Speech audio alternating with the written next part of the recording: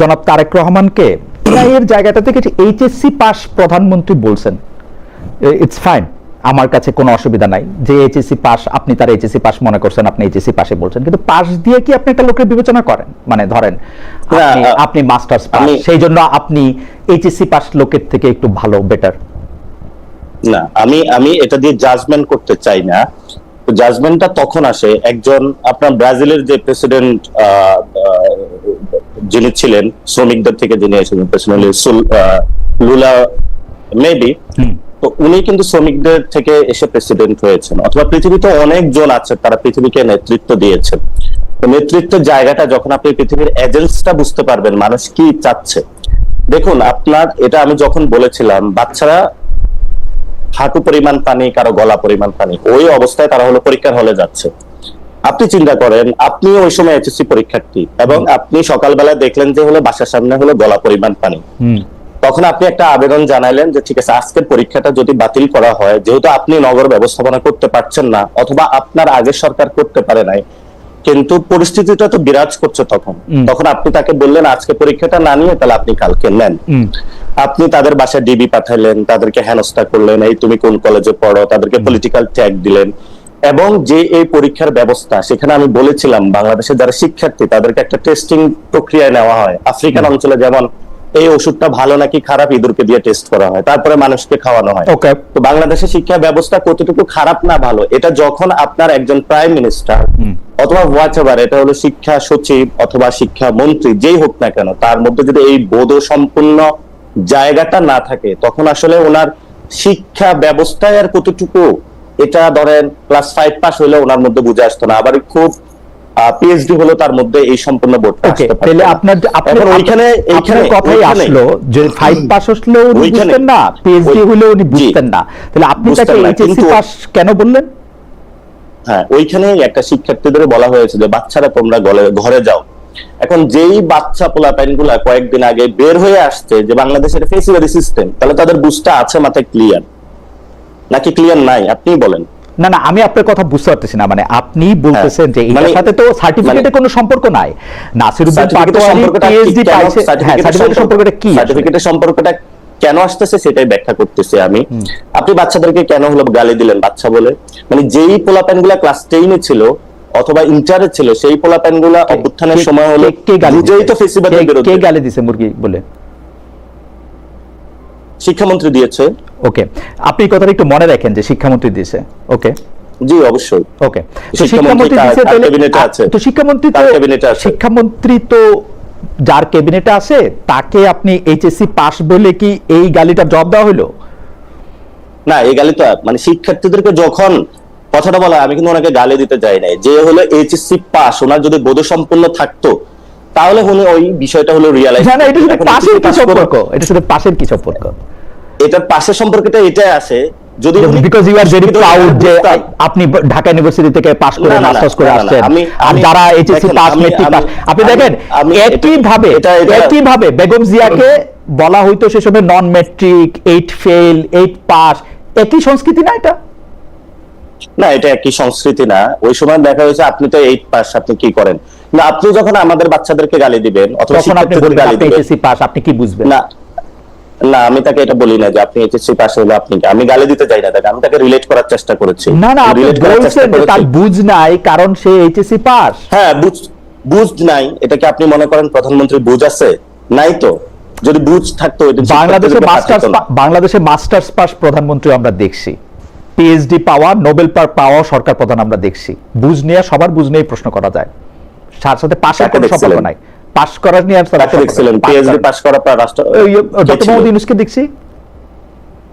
Doctor Yunus তো ওই সময় শিক্ষার গুরুত্ব দিয়েছিল অনেক কিছু। না না, আমি শিক্ষার গুরুত্বের কথা বলতেছি না, কিন্তু আমি শিক্ষার গুরুত্বের কথা বলতেছি না, আমি বলছি পাস ছাড়াও অনেক প্রশ্ন করা যায়, আপনি নিজেও অনেক প্রশ্ন করতে পারবেন ডক্টর মোহাম্মদ ইউনূসের নিয়ে। জি, তো সেইটা পাশের সাথে নাই তো, কিন্তু আপনি এটা বলছেন। হাউএভার আপনি আরেকটা কথা বলছেন যেটা আমার খুব মানে মানে একটু কানে লাগছে। আপনি বলছেন যে প্রধানমন্ত্রীর ওয়াইফের কি কোনো কনস্টিটিউশনাল পজিশন আছে, বা তার কোনো মেয়ের ওর মানে গভর্নমেন্টের প্রোগ্রামে, গভর্নমেন্টের টাকা দিয়ে রাষ্ট্রের প্রোগ্রামে উনাকে বা উনার মেয়েকেও নিয়ে আসা হচ্ছে। এটা তো সারা পৃথিবীর নর্মস ভাই। বাংলাদেশে যাদের এই আমি মাত্র 3টা দেশের উদাহরণ দিই, কানাডার প্রধানমন্ত্রীর ওয়াইফের কোনো কনস্টিটিউশনাল পজিশন নাই, ব্রিটেনের প্রধানমন্ত্রীর বউয়ের কোনো রকম কনস্টিটিউশনাল পজিশন নাই অথবা জামাইয়ের, এবং জাপানের প্রধানমন্ত্রীর বউয়ের বা জামাইয়ের কোনো কনস্টিটিউশনাল পজিশন নাই, কিন্তু তারা অনেক সময় ভলান্টারিলি রাষ্ট্রীয় কার্যে অংশগ্রহণ করেন। জুবাইদা রহমান বা জাইমা রহমানকে এই কথা বলার কি যুক্তি আসলে? আমি এই কথাটা বলেছিলাম যে সাধারণত উন্নত দেশের একটা হলো কনস্টিটিউশনাল জায়গা থেকে ফার্স্ট লেডি, না সেটা শুধু প্রেসিডেন্সিয়াল শাসনের ক্ষেত্রে, আর কোথাও ফার্স্ট লেডি থাকে না, প্রেসিডেন্সিয়াল শুধু প্রেসিডেন্ট, অথবা রাষ্ট্রীয় কোন জায়গায় অনেকে কনস্টিটিউশনাল পদে তাদেরকে নিয়ে আসে। অথবা আমি বলেছিলাম আমি কানাডা, ব্রিটেন এবং জাপানের উদাহরণ দিলাম, তাদের কেউ কনস্টিটিউশনাল পোস্টে নাই, ইউরোপের কোথাও নাই, আমি জার্মানিতে ছিলাম, চ্যান্সেলর বইয়েরও নাই। সেখানে ম্যাকটার্নের ওয়াইফ কোন রাষ্ট্রীয় ইনস্টিটিউশনে গিয়েছে আমাকে একটু দেখাবেন। রাষ্ট্রীয় ইনস্টিটিউশন অনেক কিছু তিনি ভলান্টারিলি। আপনি টনি ব্লেয়ার বলে ব্রিটেনের একজন প্রধানমন্ত্রী ছিলেন, তার স্ত্রীকে আপনি চেনেন? তার স্ত্রীর নামটা মনে আছে? হ্যাঁ চিনি, পরবর্তীতে সবকিছু হয়েছে। কিন্তু এখন যেই আমি কোশ্চেনটা তুলেছিলাম যেহেতু বাংলাদেশে ফার্স্ট লেডি নাই, 2 নম্বরের জিনিস হলো বারাক ওবামার যে মিশেল ওবামা, উনিও কিন্তু রাষ্ট্রীয় অনেক কাজে বা বাহিরে অংশগ্রহণ করতেন একটা ফাউন্ডেশনের নাম দিয়ে বা কোনো কাজে। পৃথিবীর অনেক দেশে এই কাজটা হয়ে থাকে, ইন্দোনেশিয়া, মালয়েশিয়া, অনেক জায়গায় হয়ে থাকে। না আমি বলেছিলাম যখন আপনি রাষ্ট্রীয় একটা মন্ত্রণালয়ের জনগণের ট্যাক্সের টাকা খরচ করছেন এবং ওই মন্ত্রণালয়ের মাধ্যমে আপনি প্রমোশন কাজ চালাচ্ছেন, আপনি ভলান্টারি কাজে অংশগ্রহণ করেন। সো আপনি একজন ডাক্তার, আমাদের হেলথ সেক্টর ধ্বংস হয়ে গেছে, আপনি সেখানে গিয়ে কাজ করেন, নো প্রবলেম।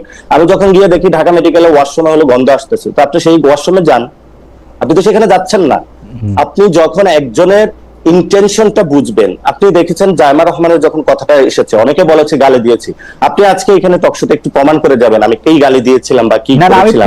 সেই জায়গাটা আমরা জুবাইদা রহমান এবং জাইমা রহমান আনঅফিশিয়াল জায়গাগুলিতে গেলে আপনার কি সমস্যা, নাকি আপনি যেভাবে বলে দিবেন সেভাবে যাইতে হবে? না কোনো সমস্যা নাই কোথাও যদি যায়। বাট আমাদের জায়গাটা হলো আপনি যান ঢাকা মেডিকেলের একটু ওয়াশরুমটা দেখেন, ঢাকা মেডিকেলের একটু সামনে যান, আপনি হলো সোহরাওয়ার্দী মেডিকেলের একটু যান, আপনি মুগদা মেডিকেলের একটু যান, আপনি পঙ্গু হসপিটালের একটু যান। মানে আপনার যে প্রফেশন, অর্থাৎ আপনি একজন ইকোনমিস্ট, আপনি গিয়ে হলে পারমাণবিক বোমা বানাচ্ছেন, বললেন যে আমি এটা সবচেয়ে করবো, আমার হলো এই ক্ষমতা আছে, এই পাওয়ার আছে, আপনার যে এক্সপার্টিস জায়গাটা আপনি এখানে কাজ করেন, এটা তো নো প্রবলেম। কিন্তু আপনি রাষ্ট্রীয় একটা program, you are sponsoring from the tax of the people, আপনি জনগণের টাকা দিয়ে যখন কাউকে এইভাবে উপরে উঠানোর চেষ্টা করবেন, সেটা হলো অবশ্যই আমাদের সেই জায়গা হলো কথা বলা উচিত। ফাইন, আমি আপনার এই কথার সাথে আমি আমার অনেকগুলি ব্যাপারে কথা বলবো, বাংলাদেশের আমি অনেকগুলি ব্যাপারে কথা বলবো তো। হ্যাঁ, আপনি যদি বলেন ডাক্তার জুবাইদা রহমান, দেখেন ওনাকে বাংলাদেশের সবাই শ্রদ্ধা করে, এটা তো কোনো ডাউট নাই, কিন্তু ডাক্তার জুবাইদা রহমানের বাংলাদেশের রাষ্ট্রীয় কোনো পদবি আছে নাকি নাই? বাংলাদেশের, আমি আপনাকে বললাম তো, ইউরোপের অনেকগুলি দেশে যেখানে প্রাইম মিনিস্টার, আমি আপনাকে যে নাই থাকে না তো, প্রধানমন্ত্রী স্ত্রী পোস্ট থাকে না তো। না, আপনি এবং আপনার জুবাইদা রহমান একজন বাংলাদেশের সিটিজেন বা নাগরিক, আপনি একজন নাগরিক, এই তো নাকি? না, পার্থক্য আছে। যিনি অফিস হোল্ড করেন অর্থাৎ রাষ্ট্রের প্রধানের দায়িত্ব থাকেন, সরকার প্রধানের দায়িত্ব থাকেন, তাকে এরকম অনেক দায়িত্ব পালন করতে। আচ্ছা, হাউএভার আমি আপনাকে বলছি, আপনার কথা শুনতে আমার খুবই ভালো লাগে। এটা আপনার না, আমার কেন, সারা পৃথিবীতে নর্মসে ভাই, আপনি এটা ব্রিটেনের জন্য নর্মস, কানাডার জন্য নর্মস, জাপানের জন্য নর্মস, পৃথিবীর যেসব দেশে প্রধানমন্ত্রী শাসিত সরকার আছে অলমোস্ট সব দেশের জন্য নর্মস। আমি ঘেটে দেখছি ভাই, আপনি বাসায় গিয়ে চেক করে দেখুন। বাংলাদেশের আমি চেক করে কথা বলেছি, বাংলাদেশের ক্ষেত্রে কি হয়, ধরেন প্রধানমন্ত্রীর লাইন আপটা পরবর্তীতে ঠিক করা হয়, অর্থাৎ অমুক ফ্যামিলির কে পরবর্তীতে প্রধানমন্ত্রী হবে, এরপরে কি হবে। তো যেই সরকারি 5 বছর সরকারে থাকে, দেখা গেছে উনি হলো এটার মধ্যে হলো স্পন্সরিং করার চেষ্টা করা হয়। ওকে ফাইন, আমি আপনার কথা জায়গাটা, এই সংস্কৃতিটা বাংলাদেশে বাদ দেওয়া উচিত। আমি যাইতে পারে সিটিজেন, কিন্তু প্রায়োরিটি বেসিসে ওনা ঢাকা মেডিকেলে যাওয়া উচিত। আমি মনে করি যে আপনার বক্তব্যটায় আপনার এই পয়েন্ট তোলা, আপনার যুক্তি আমি পুরাটাই বুঝতে পারছি, কিন্তু একই রকম পয়েন্ট বা যুক্তি যাকে আপনি আমাদের সরকার বলতেছিলেন একই বক্তব্যে, অর্থাৎ অন্তর্বর্তীকালীন সরকার, সেই ডক্টর ইউনূস যখন তার মেয়েকে নিয়ে অন্তত বেশ কয়েকবার রাষ্ট্রীয় অনুষ্ঠানে গেলেন, বিদেশে গেলেন, জাতিসংঘে গেলেন, 11টা সফরের মধ্যে অর্ধেকের মধ্যে গেলেন, তখন আপনি এই প্রশ্ন তুলছিলেন যে who is she to accompany mister Yunus?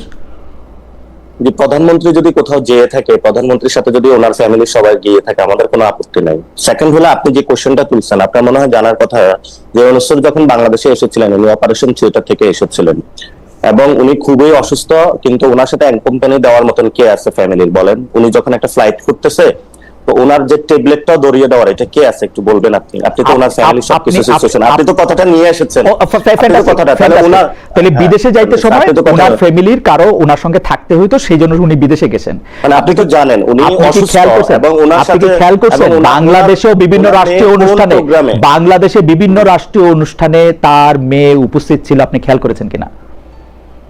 হ্যাঁ, কিন্তু হলো উনি এটা বলেন না, এরকম দেখেছেন যে সংস্কৃতি মন্ত্রণালয়ের কোথাও একটা প্রোগ্রাম হচ্ছে, ডিরেক্টলি সেখানে গিয়ে হলো ওনার মেয়েকে পাঠাচ্ছে, যাও তোমাকে হলো রাষ্ট্রীয় প্রটোকলে সবকিছু স্পন্সর করে জনগণের কোটায় আমি তো চলে যাচ্ছি, পরবর্তীতে তোমাকে প্রধানমন্ত্রী বানানো হবে। আমার মনে হয় আমি আমার জায়গাটা ক্লিয়ার করতে পেরেছি যে আপনি যান, নো প্রবলেম, আপনি যান, নো প্রবলেম, কিন্তু আপনি আগে বাথরুমে যান, ঢাকা মেডিকেল কলেজে বাথরুমে যান, ফ্যামিলির সঙ্গে। কিন্তু প্রথম একটা কাজ হলো সেটা হলো মানে ওই ব্যক্তিটার জায়গার যাওয়াটা কোন জায়গায়। আপনি যদি একটা এক্সপার্ট হন তাহলে আপনি সেখানে হেল্প করেন, আমাদের বাংলাদেশে অনেক উপকার হবে।